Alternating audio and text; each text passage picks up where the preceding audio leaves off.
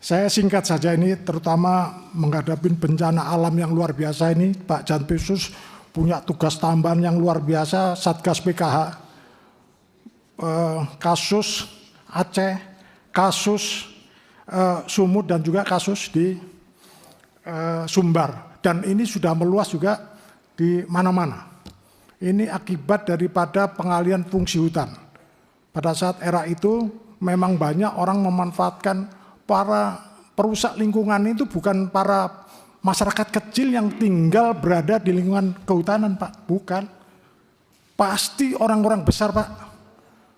Kawasan hutan lindung dirubah menjadi sawit, kawasan cagar alam pun dirubah menjadi sawit. Itu gajah semua, Pak.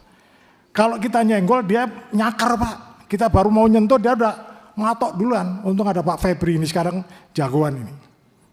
Ya. Ini kalau dulu HPH itu ada namanya jaminan namanya dana reboisasi, Pak. Nggak tahu dana reboisasi dibuat apa. Dilakukan apa tidak nggak ngerti. Yang terima adalah di kehutanan.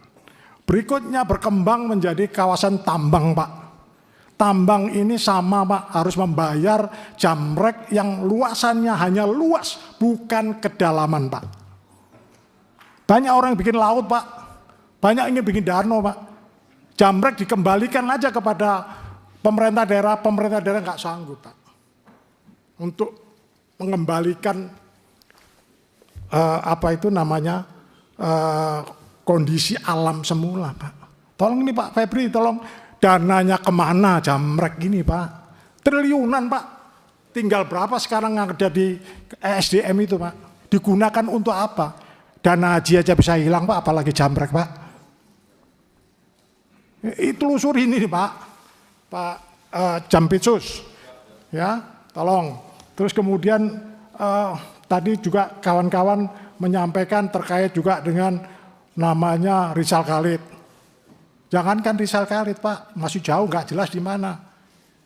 Silverton Matutina itu loh, Pak. Perintah Jaksa Agung. Sylvester, Pak, Sylvester. Diperintahkan Jaksa Agung seluruh Kajari anggota Kejaksaan Jakarta Selatan untuk melakukan penangkapan. Seharusnya bukan hanya Kajari Jakarta Selatan, Pak.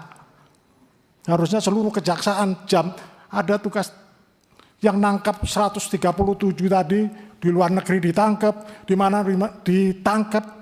Tapi Sylvester itu siapa, Pak? Gak berani, Pak. Sudah P21, sudah inkrah, Pak. Ini banyak pertanyaan titipan dari teman-teman, Pak, penegakan hukum, Pak. Pak Febri katanya jagoan, Pak. Mana, Pak? Nangkep itu aja nggak bisa, Pak. Tangkep, Pak. Atau ngumpet kemana itu, Pak? Tolong, Pak. Jadi saya terus kaitannya dengan pengembalian uang kas negara ini, memang sekarang ini Jaksa Agung luar biasa, Pak. Kalau malam saya lewat Blok M itu paling meriah itu kantor Kejaksaan Agung, mantap. Mabes Polri mulai agak surem, kurang menyala gitu, Pak. Tapi memang bombastis sekali setiap menangani kasus. Tapi dari 19 triliun yang itu dari dua sumber saja, Pak. Dari satu kasus minyak CPO, kedua minyak goreng kalau nggak salah, keduanya dari peralihan fungsi hutan. Yang lain kemana, Pak? Bapak eksposnya timah 300 triliun. Ngitung uang kerugian negara, putusan MK, Pak, harus dari BPK, Pak. Jangan dari profesor yang dari IPB itu, Pak. Tolong, Pak, disikapi ini putusan MK, Pak, terkait dengan perhitungan kerugian negara. Jangan sekedar asal maunya kita. Tolong, Pak, ya, untuk kerugian negara ini. Kasihan masyarakat ini. Penanganan juga harus berkeadilan. Hanya orang yang tukang jahit suatu nangani suatu perkara, semua disetorkan timah, kemudian barang ketimah lagi, barang punya timah, tapi sama rata kena hukumannya, Pak. Mengganti kerugian negara 2,5 T. Semua sak keluarganya diambilin, uangnya pun juga nggak sanggup dia, Pak. Mau putusan pengadilan, mau dihukum ditunda dulu. Ada yang bisikin lagi mungkin, hajar sama rata. Nah ini kayak gini kan nggak berkeadilan, Pak. tolong Pak dipertimbangkan betul dalam pengutusan. Karena kaitan istri, anak dan sebagainya ini kan kasihan Pak. Yang salah memang harus dihukum, tapi yang benar, tepat. Saya rasa ini nggak panjang lebar Pak. Gantian Pak, silakan Pak. Terima kasih Ketua.